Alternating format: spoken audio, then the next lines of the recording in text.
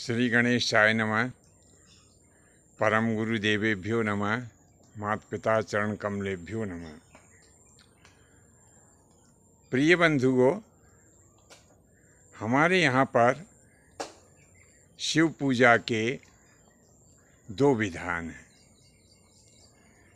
पहला शिवलिंग पूजा और दूसरा शिव मूर्ति पूजा। तो यह दोनों प्रकार की पूजा करते समय हमसे कई गलतियां हो जाती है या हम कई बातों का ध्यान नहीं रखते हैं। इसके कारण हमें पूजा का संपूर्ण फल प्राप्त नहीं हो पाता है। इसमें हम आपको बता दें, सर्वप्रथम कि जब हम शिवलिंग की पूजा करते हैं तो शिवलिंग की पूजा करते समय हमारा मुंह दक्षिण दिशा में नहीं होना चाहिए। यानी जब हम शिवलिंग की पूजा करें तो हमारा मुंह उत्तर दिशा की तरफ होना चाहिए और ये सदैव ध्यान रखें कि हमारा मुंह हर हमेशा जब भी हम शिवलिंग की पूजा करें तो हमारा मुंह उत्तर दिशा को ही होना चाहिए।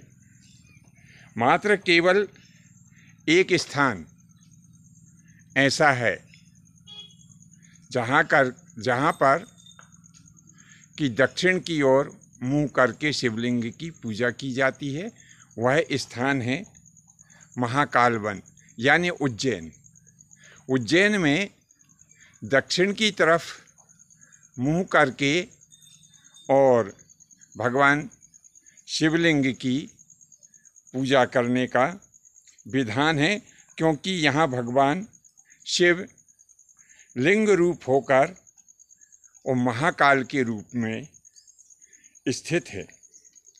वहाँ पर जो वेदों के जानकार विद्वान आचार्यगण हैं, वे सब विधिवत भगवान महाकाल की पूजन कराने के लिए पारंगत है। तो ये हमने बताया कि दक्षिण की तरफ मुँह करके केवल महाकाल वन में ही भगवान शिवलिंग की पूजा की जा सकती है। बाकी और दूसरे स्थानों पर भगवान शिवलिंग की पूजा उत्तर की तरफ मुँह करके और हमें करना चाहिए। हमें सर्वप्रथम शिवलिंग को ऐसा हम स्थापित करें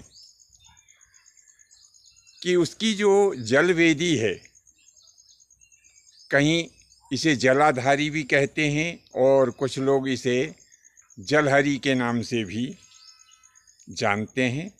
तो इसका जो जल निकासी का द्वार है वो उत्तर दिशा में होना चाहिए और हमारा आसन ठीक इसके विपरीत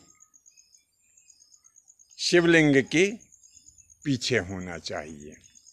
तो यदि अभी तक आपने हमारा चैनल लाइक सब्सक्राइब नहीं किया हो तो तुरंत ही बेल आइकन दबाएं और हमारे चैनल की सदस्यता लें, ताकि ऐसे ही और दूसरे ज्ञानवर्धक वीडियो आपको प्राप्त होते रहें। जब हम इस आसन पर बैठेंगे जो कि हमने शिवलिंग के पीछे बिछाया है, यानी जो जलाधारी है उसके विपरीत दिशा में हमने जब आसन जो बिछाया है, तो स्वतः हमारा मुंह उत्तर दिशा में हो जाएगा।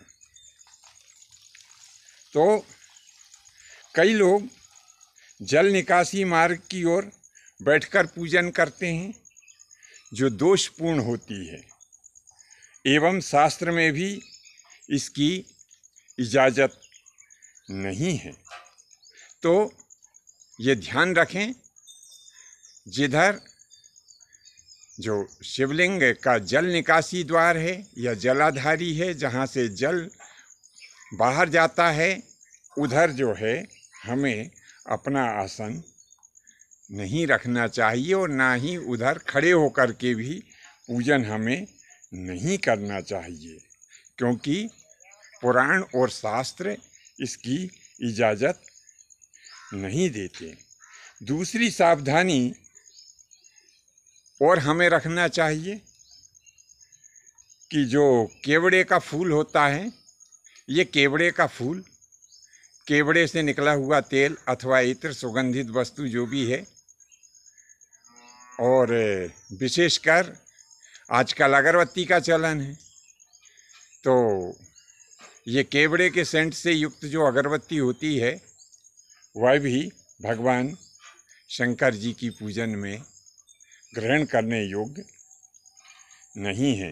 इससे भी पूजन जो है दोषपूर्ण हो जाती है। तीसरी सावधानी हमें यह रखना चाहिए कि शिवलिंग के ऊपर जो सामग्री एक बार चढ़ चुकी है उस सामग्री को लांघना नहीं चाहिए, इससे भी दोष लगता है और पूजन में अपूर्णता प्रकट हो जाती है। सबसे चौथी अंतिम और महत्वपूर्ण बात मैं बता रहा हूँ, कभी भी शिवलिंग की पूरी परिक्रमा नहीं की जाती है, शिवलिंग की आधी परिक्रमा की जाती है और विशेषकर उस स्थान को नहीं लांघा जाता है जहाँ से कि भगवान शंकर जी के जो शिवलिंग के ऊपर हम जो जल चढ़ाते हैं, जहाँ से वो जल निकलता है उस निकले हुए जल को भी हम लांघते नहीं हैं। हमने आपको यह जानकारी जो दी है यह आपको कैसे लगी, नीचे कमेंट्स बॉक्स में अवश्य लिखें। आज के लिए बस इतना ही, शेष फिर कभी नए विषय के साथ में आपकी सेवा में उपस्थित होंगे। आज्ञा दीजिए। धन्यवाद। जय माता जी की, जय परशुराम जी की।